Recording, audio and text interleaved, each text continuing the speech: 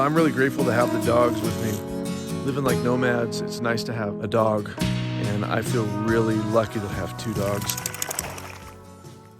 Mr. Echo has like a vicious bark. He's got a crazy bark, scary bark, but he's super nice. Echo, I can tell Echo would defend me. There was one time this guy came up to our trailer, and in my mind, I was a little sketched out, a little nervous. I was like, I don't know this guy. Dodger, get out of there. Dodger, out of there. So for me, I was a little bit nervous just because of the kind of person this guy was. And I noticed Echo was acting really different. He was barking, and I told him to stop, and he kind of stopped barking, but he was giving that like a look, like an angry look. And you know, you can tell the mood of your dogs. And so he could tell my mood. But then once I realized pretty quickly that this guy was cool, this guy was friendly, and he turned out to be a really friendly person. As soon as my mood changed, Echo's mood changed, and Echo was totally normal again. So, but in that moment, I was like, oh my gosh, like I could tell if I gave Echo the signal, if I was really scared or screaming or fighting or something like that, that Echo wouldn't put up with that Echo would attack. And I realized that. I was like, oh man, it's nice to have a dog. So if you're gonna be a nomad, or if you're just gonna travel around in your van or your trailer, you should have a dog. And a lot of people travel with cats or a bird, you know, or rabbits. Some people travel with a rabbit. Cats, you know, cats are good, I guess, for mice or something like that, but you need a dog, even a small dog, because at least you have the bark, you know, and the bark will warn you of people coming up, animals coming up. There goes Dodger up the hill. When he does stuff like that, like he's choosing to go up the hill, like it makes me feel really good, because I know it's a steep little hill that he's just decided to go up on his own. He probably wants to go back to camp, but he's got plenty of energy to do stuff like that. It makes me feel really good. So get a dog if you're going to travel, especially if you're by yourself. And not that anything bad's going to happen. I mean, I haven't run into any weird situations out here, you know, in the last year and a half that we've been out on the road. But the dogs have definitely alerted me of stuff.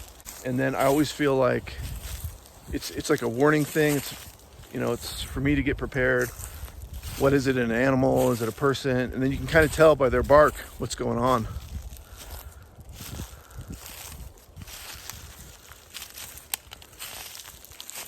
If you get a red dog or an orange dog like Dodger, they always look awesome in the grass. So in the green, like the contrast of the colors, I love that. Don't get a black and white dog if you live where there's snow or shadows and stuff like this. Once I got Echo, I realized like it's impossible to find him. Up in the Northwest, when there's like little patches of snow around, everything looks like Mr. Echo. So get a dog. That's my tip this week on the Got Out channel. Get a dog if you're going to be a nomad. So anyways, like and subscribe, especially if you like dogs and getting out and seeing the nature that we see.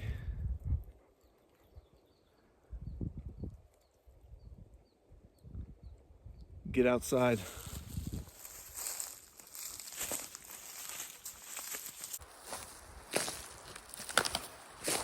And you know, I'm just kidding about getting a certain color dog. It really doesn't matter. Just go to the shelter and just check out some dogs and just pick one and then train it. It really doesn't matter. Just think about like if you have a big place or a small place, or if you're gonna run, or if you're gonna be super active. Just think about stuff like that. But you can train any dog as long as you got time to spend with them. Go to the shelter and just pick one out. It really doesn't matter. Once you get the dog, then it's your dog. You know, it's a lot of time investment and responsibility. It's a big responsibility. I'm just kidding about the color or the, you know, oh, what breed is it or whatever. It doesn't really matter. It doesn't matter. The way I think of it is like dogs are they're all the same, but they're also all very different. I don't know if that makes sense. They're all dogs. Like, it's a dog. Echo. Echo. Echo, seat. Echo, seat. Good seat. Stay. You stay. Mr. Echo, I picked him out at the shelter. I saw 4 dogs. Like, you know, they bring them out and they run up to you, you play with them a little bit. And I realized I can't pick. And then I also realized all these dogs are going to get adopted. So it doesn't matter which dog I pick. I mean, it's funny to say that now that I have Mr. Echo. Like, I wouldn't give him up for anything. But at the time, it was like, I saw 4 dogs. They were all super fun. And I thought, well, they can all hike with me. They're all capable. They were all friendly. They all seemed to like me enough. And some of them were boys, some were girls. They were different shapes and sizes. But they were all capable of hiking.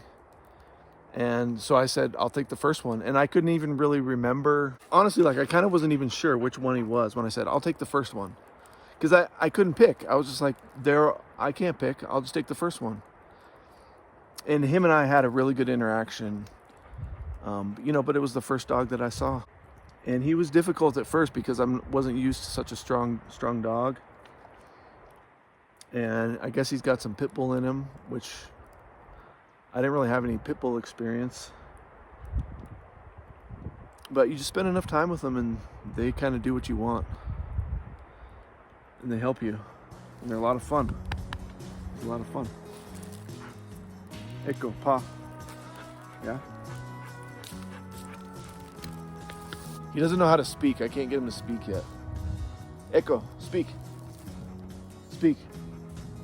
Echo, speak.